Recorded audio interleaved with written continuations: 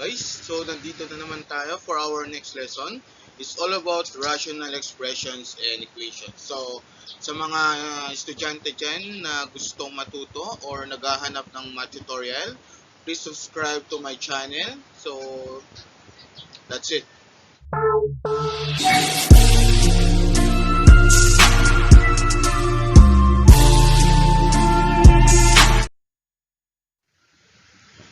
At the end of the lesson, the student must be able to first, distinguish the rational function, rational equation, and rational inequality. Second, simplify the rational expressions. Third, add and subtract rational expression with like or unlike denominator. And lastly, multiply rational expressions.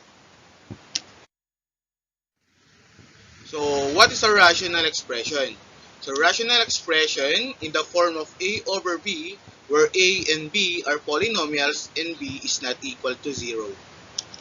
Let's have an example. 7 over ab. This is an example of a rational expression. Another example, x squared minus x minus 6 all over x plus 2. And lastly, x squared plus 7x plus 10 all over x plus 5. In simplifying rational expression, these are the steps. First, factor both the numerator and denominator of the fraction. Second, reduce the fraction. Third, rewrite any remaining expression in the numerator and denominator. Okay, let's have example. Let's simplify x squared minus 9x minus 14 all over x squared plus 2x minus 8. So first thing to do is factor both the numerator and denominator of the fraction. So magiging ganito siya. So we all know that the factor of x squared minus 9x minus 14 is x minus 2 times the quantity of x minus 7 over ang factor naman ng x squared plus 2x minus 8 is x minus 2 times x plus 4. The second what do you call this one? Step is to reduce the fraction. So, kung makikita nyo class, parehas yung x minus 2 natin, yung both numerator and denominator, so ika-cancel po natin siya. And for the last part or the last step, rewrite any remaining expression in the numerator and denominator. So, ang naiwan po natin dito ay yung x minus 7 and all over x plus 4. So, our answer is x minus 7 over x plus 4. Another example, let's simplify x squared minus 8x all over x squared minus 10x plus 16. So, gagamitin pa rin natin yung steps para hindi tayo malito. So, first thing to do is factor both numerator and denominator of the fraction. Okay, tignan natin yung nasa taas, yung numerator natin. Ang given natin sa numerator natin is x squared minus 8x. So, kung makikita nyo, yung first term at saka second term natin is yung x. So, ibig sabihin, ilalabas lang natin or ilalabas lang natin yung x na isa. So, magiging ganito siya. So, x times x minus 8 or x times the quantity of x minus 8. So, finactor lang natin siya. So, kung makikita nyo, x times x is x squared. X times negative 8 is negative 8x. So, yun lang yun. So, finactor nga natin siya para kasi nga, isi-simplify natin itong expression na ito. So, all over x squared minus 10x plus 16. So, ang factor niya is x minus 8 tsaka x minus 2. So, ito na po siya. Then, reduce the fraction. Kung makikita nyo, meron tayong x minus 8 sa numerator, meron din tayong x minus 8 sa denominator. So, ibig sabihin, ika-cancel po natin siya. So, cancel. Then, yung natira, ika-copy lang natin siya. So, rewrite any remaining expression in the numerator and denominator. So, magiging sagot natin ay x all over x minus 2. Okay? Simplify 3 minus x all over x squared minus 9. So, ganun pa rin yung steps na susundan natin para ma-simplify yung expression natin. So,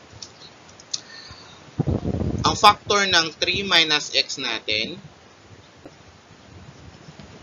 3 minus x is negative 1 times the quantity of x minus 3. So, inayos lang natin, inuna lang natin yung variable natin. Kung makikita mo kasi, negative x siya. Then, yung sign ng 3 natin doon sa given is positive. So, inayos lang natin. So, magiging negative 1 times the quantity of x minus 3. Kung i-multiply kasi natin, class, tingnan nyo. Negative 1 times x is negative x. And negative 1 times negative 3 is positive 3. Bakit natin siya ginanyan? Kasi nga, ang x squared minus 9 natin, ang factor niya is x minus 3 times x plus 3. So, dito, meron na tayong parehas. So, i-reduce natin yung fraction. Paano mag-reduce? So, ika-cancel natin yung x minus 3 sa baba at saka sa denominator. So, ang matitira na lang ay ang negative 1 all over x plus 3. So, sorry po, 3 po ito. Ayan. Sorry for the error. Now, let's proceed to adding and subtracting rational expressions with like denominators. Okay. So, these are the steps. First, add or subtract the numerators and retain the common denominator. And lastly, simplify the result.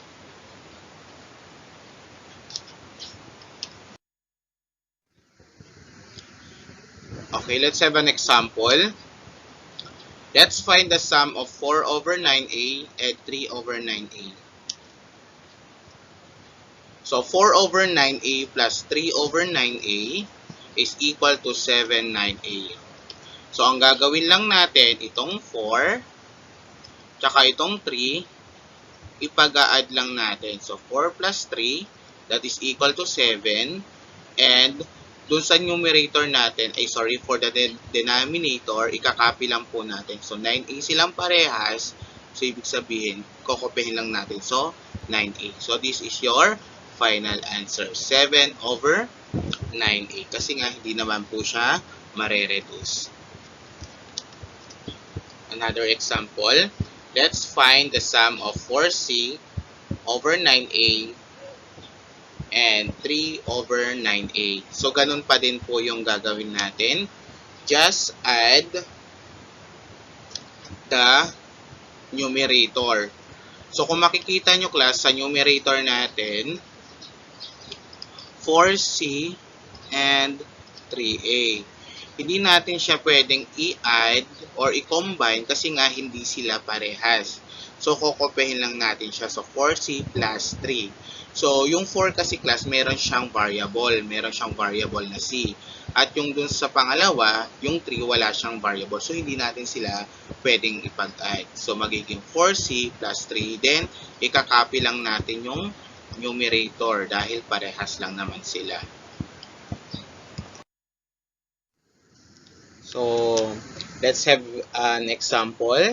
Find the difference of 6 over 14x plus 3 and negative 4 all over 14x plus 3. So, kung makikita nyo dito, class, parehas yung denominator natin. So, kanina nga, si steps na sinabi natin kanina is just copy the denominator and then add yung nasa taas or the numerator. So, ganito nga siya.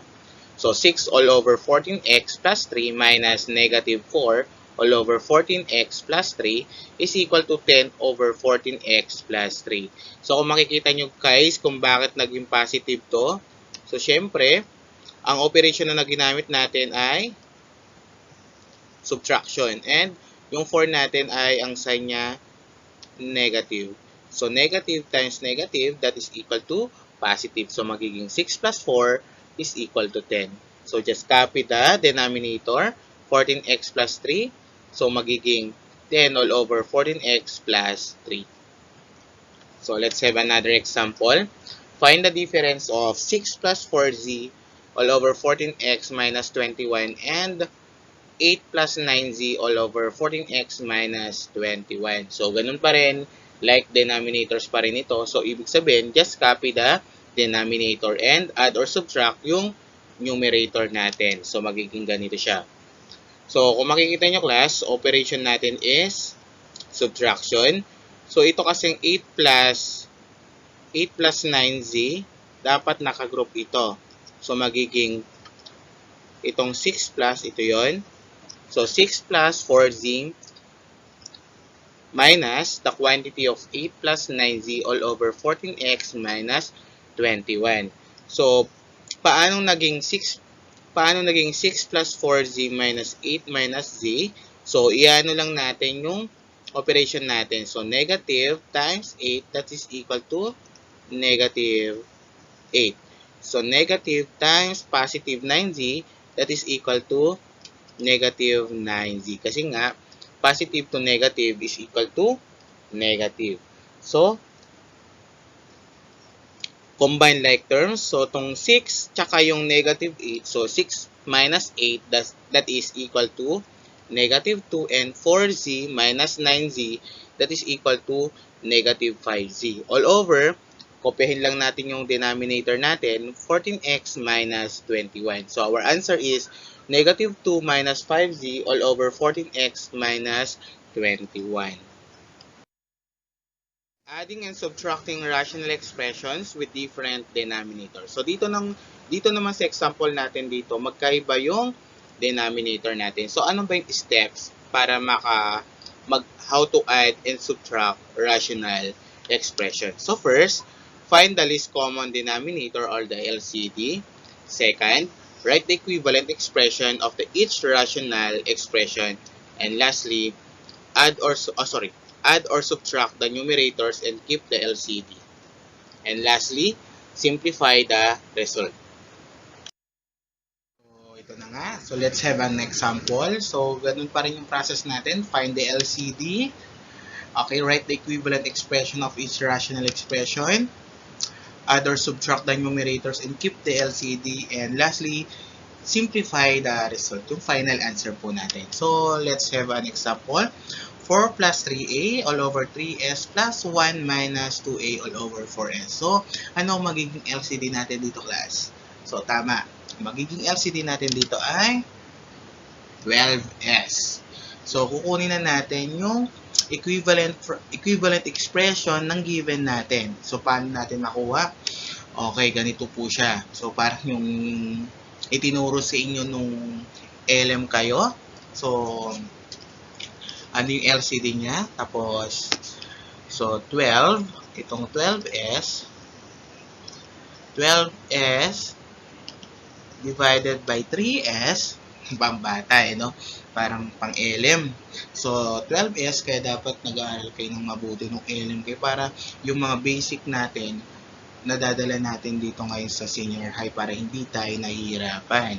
So, pag hindi mo alam, naku, mahirap yon. So, 12s, balik tayo. 12s divided by 3s is equal to 4. Then, i-multiply mo dito sa 4, that is equal to 16. So, ganun na naman yung gagawin natin.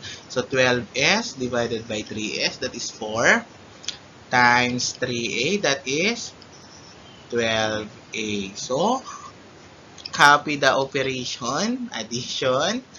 So, 12s divided by 4s, that is 3, times 1, that is equal to 3. Then, 12s, again, 12s divided by 4s, that is 3, times negative 2a, that is equal to negative 6a. So, naintindihan ba mga bata? Okay, very good. Okay. That's right. Okay. So, just add and subtract the numerators and keep the LCD. So, combine like terms na tayo. Ano ba yung magkakasama dyan? Siyempre, ang magkakasama dito ay yung 16 at saka yung 3. Then, 12A tsaka yung negative 6A over 12S. So, ang sagot natin ay 16 plus 3 is equal to 19 plus 12A minus 6A is equal to 6A over 12S. So, that is our answer. Okay. Find the sum of 4 plus 3A over 3S and 1 minus 2A over 4S. So, 4 plus 3A over 3S plus 1 minus 2A over 4S. So, meron tayong ibang method na gagamitin. Ito mas madali. Ito yung tinatawag na butterfly method. So, ganito lang siya, class. So, itong 3S taka ito. Yan. Tapos, itong 4S at saka ito. Ipag-multiply lang. So, 3S times 1. 3S times the quantity of 1 minus 2A. Then, 4S times the quantity of 4 plus 3A. So, magiging yan yung sagot. So, saan natin nakuha yung 12S square? So, ito yan. So, 3S times 4S. So, 3S times 4S, that is 12S square. So, nakuha ba? So, ulitin natin. So, 4S, itong 4S, i-multiply natin dito sa 4. So, magiging 4S times 4, that is 16S. Then, 4S times 3, that is equal to 12AS. Tama. So, kaya natin nakuha itong 16S plus 12AS. So, mag-change lang tayo ng color. Ano kayang magandang color? Okay. 3S times 1, that is equal to 3S. 3S times negative 2A, that is equal to negative 6AS. Then, sabi ko kanina, saan natin nakuha yung 12S square? Ito yun. So, 3S times 4S para to our denominator, 12S square. Kasi nga, S times S, S square. Hindi po 2S. S times S is equal to S square. So, combine like terms. So, ang pagko-combine natin, itong 16S, tsaka yung 3S. So, 16S plus 3S is equal to 19S. Tapos, 12AS minus 16AS is equal to positive 6AS. So, isi-simplify lang natin siya. Ano yung common nilang dalawa? So, may S. So yung S, ayan, pinactor natin. So, yung common kasi nila. So, makakancel na itong S na ito. Tingnan sa baba. So, our answer is 19 plus 16A over 12S. So, the same lang dun sa unang example natin. So, dalawang method po yung pinakita ko para hindi po tayo mahirapan. So, sana kung saan kayo nadadalian na method, yun yung gagamitin natin. So, maraming way talaga kung paano sagutin. So, marami pa sigurong way, pero yung dalawa lang yung pwede kong ibigay kasi yun lang yung alam ko. Okay, that's it. Okay, ito na po tayo ulit. Ito yung process natin. Okay, find the LCD, get the equivalent expression, add and subtract the numerator and keep the LCD, and lastly, simplify the result. So, ito yung given natin. So, ano ang magiging LCD natin dyan, class? Tama. That is 6C. And then, 6C, sexy, no? 6C. So, kunin natin yung equivalent expression ng 2 over 3C minus 5 over 2C. That is, ayan, 4 over 6C minus 12 over 6C. So, kanina pinakita ko naman sa unang example natin, paano natin nakuha yan. So, ulitin nyo na lang kung paano nakuha. Pero I know, alam nyo yan kasi tinuro sa inyo nung LM kayo. Sa amin nga, tinuro yan nung ano kami, nung kinder 2. Yan. Hindi, joke lang naman po. So, hindi po talaga ito tinuturo sa kinder. Calculus po yung tinuturo doon. Hindi, joke lang ulit. So, yun. So, 4 minus 15 over 6c is equal to negative 11 over 6c. So, yan po yung sagot natin. Okay, so ulitin natin yung method natin, yung butterfly method. So, ito yung given natin. So, butterfly method, ito yung multiply mo. Yan. Tsaka ito. So, kanina kasi sa unang example natin, addition yun. Ito naman, subtraction, difference naman siya. Kung makikita nyo, minus po yung operation natin. So, ito po. So, gagamit lang tayo ng isa pang kulay. So, 2c times 2, that is equal to 4c. Then, 3c times negative 5, that is equal to negative 15c. Kasi nga, yung operation natin ay minus over, okay, is 3c times 2c, that is 6c squared. So, isi-simplify natin siya. So, anong common nila? Yung c. Para makancel, so magiging negative 11c over 6c squared. So, isi-simplify natin. So, ang sagot natin ay is negative 11 over 6c. Kasi nga, kakancel natin yung c. Ito. Cancel ito. Cancel din ito. Kasi nga, dalawa yung c natin. So, negative 11 over 6c. Yan yung sagot natin. Next, multiplying rational expression. So, how to multiply rational expression? So, multiply the numerator and the denominator. Write the resulting numerator and denominator in factored form. Then, divide out any numerator factor with matching denominator factor. And last, simplify the result. So, let's have example. First example natin is multiply a cubed over 4 and 5 over z. So, ang gagawin lang natin, class, yung una natin, sabi nga niya, multiply numerator to numerator. So, multiply lang natin itong a cubed times 5. Then, 4 times c. So, nakakadali lang, class. So, ang sagot natin is 5a cubed over 4z. Dahil wala naman silang kaparehas ng factor ng numerator and denominator, yan na yung final answer natin. So, another example, multiply 2y cubed over 4 and negative 4 over 2z. So, 2y cubed times, okay. So, ang sagot natin is negative 8y cubed over 8y. Then, dahil mayroon silang parehas, class, magtatanggal tayo ng isang y. So, ganyan din. So, 8y times the quantity of negative y square all over 8y. So, ang sagot natin ay negative y square. So, that is our answer. So, what is a rational equation? So, a rational equation is an equation containing at least one fraction whose numerator and denominator are polynomial. This is an example of a rational equation, x plus 1 all over 3 minus x equal to 1 over x. Then 3x minus 3 over x minus 1 is equal to negative 15. And lastly, x all over negative 2x minus 5 is equal to 0. This is an example of a rational equation. So what is a rational inequality? Okay, an inequality which contain rational expression combined with the sign.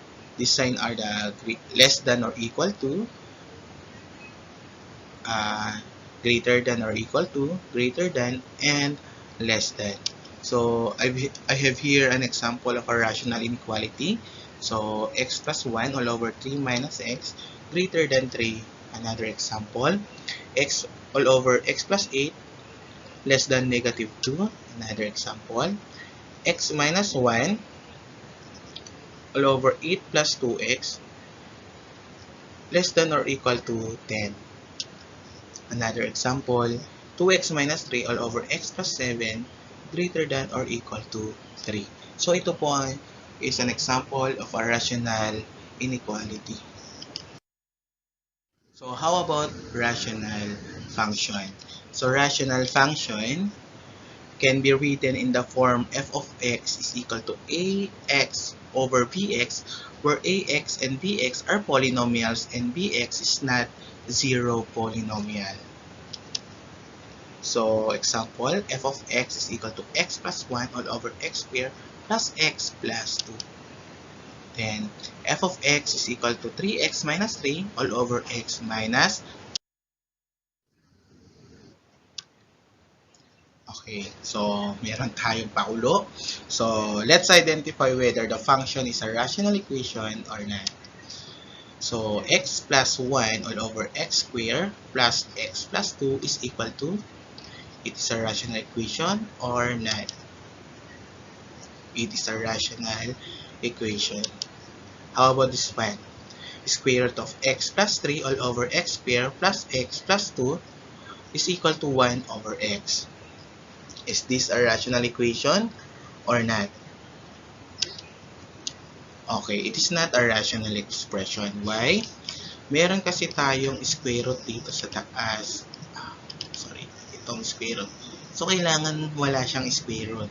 Kahit sa taas man yan o sa baba, basta wala siyang square root. Next, 3 plus 17x all over 4 is equal to 4x minus 3 all over x, the absolute value of x minus 3. So, what's your answer? Correct, it's not. Kasi, meron na naman siyang absolute value dito. Sana wala. Para maging rational equation siya. Next, 2x raised to the power of negative 2 plus 4 all over x squared plus x plus 2 is equal to x plus 2 all over negative 3. So, it is a rational equation or not? It's not. Kasi nga meron siyang negative 2 rito. How about this one? X plus 2 all over negative 3 is equal to 1/2. Is this a rational equation? Yes, it is a rational equation. Plus 3 plus x all over 4 is equal to x raised to the power of 2/3 plus 2x minus 1 all over x minus 2. Is this a rational equation or not? Correct, it is not a rational equation. Kasi nga, meron yung exponent natin is naka-fraction. Kailangan hindi siya fraction. Yung exponent natin hindi dapat siya fraction. Hindi dapat siya negative. So, dapat din hindi siya square root, wala siyang square root or absolute value. So, para maging rational equation siya. Okay. Determine whether the given are function, equation, or inequality. Ito yung mga natin sasagutan. So, number 1, anong sagot nyo? Okay, it is a function. Galing. Kasi nga, ito na lang yung basis natin, class. Meron siyang f of x. How about number 2? Tama. It is inequality. Kasi nga yung sign dito, inequality. How about number 3? Correct. Equation. Kasi itong sign na ito. How about number 4? Correct. Equation. 5. Function. And 6. Inequality. Okay, very good. So, ang galing-galing nyo na, class. So, alam nyo na kung how to distinguish function, equation, and inequality. So, alam nyo na rin kung mag-identify ng rational equation and not. And alam nyo na rin how to simplify a rational expression. So, sana makatulong to sa inyo ay let's fight COVID. So, kahit may COVID, kailangan pa rin mag-aral.